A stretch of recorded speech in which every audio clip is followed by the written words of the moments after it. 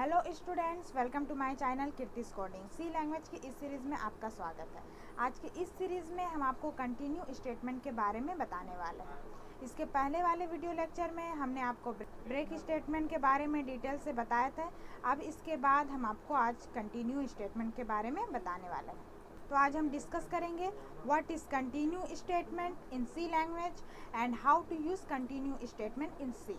Okay, तो continue statement को हम वाइल लूप की सहायता से, डू वाइल लूप की सहायता से, फॉर लूप की सहायता से, किसी भी लूप की सहायता से जानकारी ले सकते हैं। इसका यूज हमारा स्विच केस में भी है। तो कंटिन्यू स्टेटमेंट क्या है इसके बारे में जानें। तो continue is a keyword. Break statement के जैसा कंटिन्यू भी एक कीवर्ड है। तो continue is a keyword. 32 keywords में से एक कीवर्ड है कंटिन्यू, ब्रेक के जैसा। ठीक है, इसका यूज़ हमारे सी प्रोग्रामिंग में किस लिए होता है कि जिस लाइन के बाद, जिस स्टेटमेंट के बाद कंटिन्यू स्टेटमेंट लिखा हुआ है वो लाइन सिर्फ स्लैप हो जाएगा, उसके बाद हमारा लूप कंटिन्यू चलेगा। जिस प्रकार से ब्रेक स्टेटमेंट के बाद जिस लाइन के बाद ब्रेक लगा हुआ है उस लाइन से ही वो स्लैप हो जाता था और उसके बाद कोई भी लूप नहीं चलता था, उसके बाद का स्टेटमेंट रन नहीं करता था। लेकिन यहाँ कंटिन्यू स्टेटमेंट में आगे का स्टेटमेंट भी रन करेगा, पीछे का स्टेटमेंट भी रन करेगा, बस वो स्टेटमेंट स्लैप होगा जिसमें हम कंटिन्यू लगाए हैं। कंटिन्यू मतलब वो स्टेटमेंट को स्लैप करो, आगे का स्टेटमेंट कंटिन्यू करो। ठीक है, अब हम कंटिन्यू स्टेटमेंट का यूज़ किस प्रकार करेंगे। कोई भी स्टेटमेंट को लिखने के बाद वहाँ कंडीशन देने के बाद हम उसके बाद वहाँ कंटिन्यू लिख देते हैं, तो उसके बाद का स्टेटमेंट हमारा रन करेगा, बट वो कंडीशन वाला स्टेटमेंट रन नहीं करेगा। लेकिन ब्रेक में क्या होता था, उसके बाद से ही कोई स्टेटमेंट रन नहीं करता था। तो continue, how to use continue. The continue statement is written end of the condition of the statement. We want to take the control of the beginning of the loop.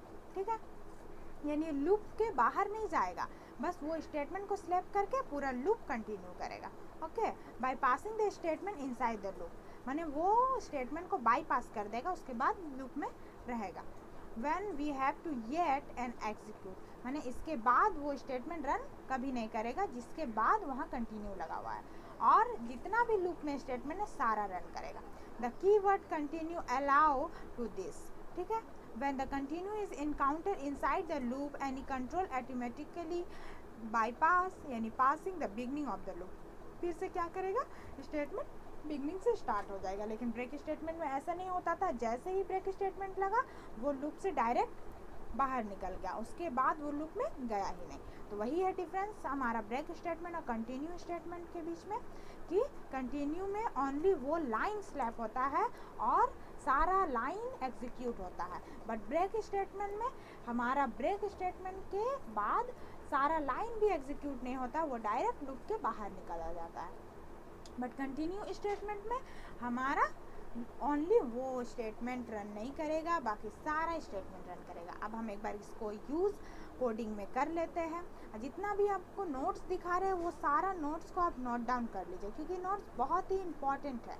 Okay, ये what is continue statement, definition, uses and ये general form तो बहुत important है। Okay, इसको आप note down कर लीजिए। अब हम आ जाते हैं कोड ब्लॉक्स में कोडिंग के लिए कंटिन्यू स्टेटमेंट एज एग्जाम्पल लेकर के। ओके, तो अब हम आ चुके हैं कोड ब्लॉक्स में। यहाँ पर हमने count.c से ये फाइल को हमने सेव कर लिया है। उसके बाद हम यहाँ पर हैच इंक्लूड से अपना स्टेटमेंट स्टार्ट करते हैं। हैच इंक्लूड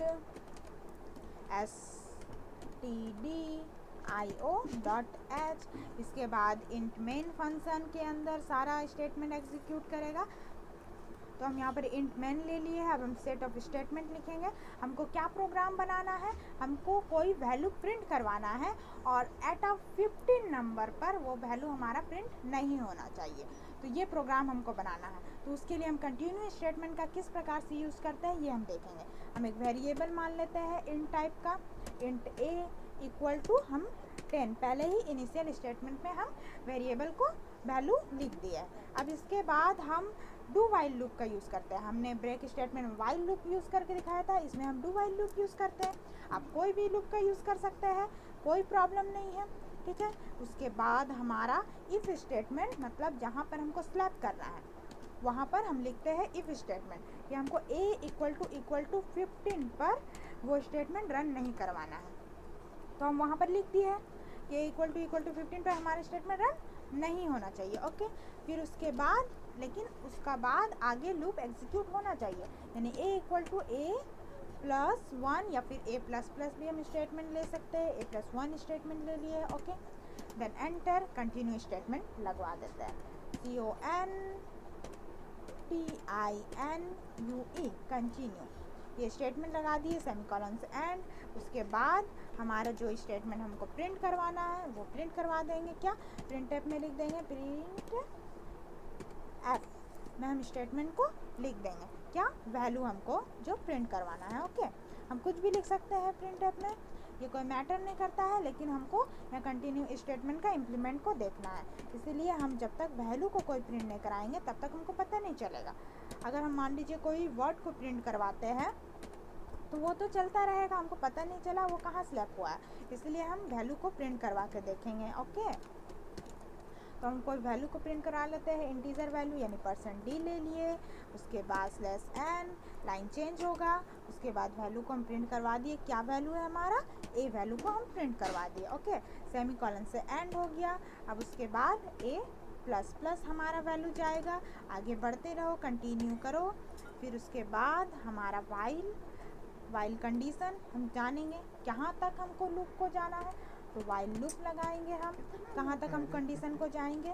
उसके बाद a <= 19, 20, मान लीजिए हम 20 तक जाते हैं, यानी कि <20 यानी 20 तक वैल्यू प्रिंट नहीं होगा, 19 के पहले वो लूप रुक जाएगा। उसके बाद डू वाइल लूप में हम जानते हैं सेमीकोलन का यूज़ होता है। आपको ये कोई भी लूप के बारे में जानना है, आप पहले के वीडियो को देख लीजिए, ये लूप के बारे में है, डिटेल्स के बारे में बताए हुए हैं कि लूप का सिंटैक्स क्या है, डू वाइल फॉर लूप के बारे में। ओके, वैल्यू को रिटर्न करवा दिए हम, रिटर्न 0 से वैल्यू को रिटर्न करवा दिए। ओके, फिर उसके बाद अब हम कंपाइल और रन करेंगे। अब देखिए हम यहाँ पर प्रोग्राम को कंपाइल और रन कर चुके हैं।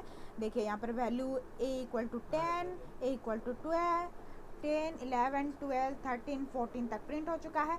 जिस स्टेटमेंट में हमने कंटिन्यू लगाया था, यानी 15 में हमने कंटिन्यू लगाया था यहाँ पर, तो 15 वाला स्टेटमेंट यहाँ स्लैप हो चुका है। उसके बाद 16, 17, 18, 19 तक स्टेटमेंट प्रिंट हो चुका है। तो कंटिन्यू स्टेटमेंट का यही वर्क है कि जो लाइन के बाद, जिस स्टेटमेंट के बाद कंटिन्यू रहा, उसके बाद वो लाइन स्लैप होगा, उसका बाद का लाइन हमारा कंटिन्यू करेगा। बट ये ऐसा ब्रेक स्टेटमेंट में नहीं हो रहा था, उसका बाद का लाइन हमारा कंटिन्यू नहीं हो रहा था, उसके बाद का लाइन हमारा स्टॉप हो जा रहा था, लूप से बाहर निकल जा रहा था। जब हम 2 लूप का यूज़ किया था तब ऐसा हो रहा था, बट यहाँ एक लूप में हमारा ऐसा नहीं हो रहा था। बट कंटिन्यू स्टेटमेंट में हमारा 1 लूप का यूज़ किया है, फिर भी आगे का स्टेटमेंट हमारा रन किया है। ओके, तो आप डिफरेंस भी समझ गए हैं क्या है ब्रेक और कंटिन्यू में, और कंटिन्यू स्टेटमेंट का अच्छे से यूज़ भी समझ गया है। आपको कोई भी प्रॉब्लम हो आप ज़रूर कमेंट कीजिए, आप हमारे चैनल को सब्सक्राइब कीजिए, लाइक कीजिए और शेयर कीजिए, कमेंट जरूर कीजिए, बेल आइकन को क्लिक कीजिए ताकि नोटिफिकेशन आपको मिलता रहे। Thank you students.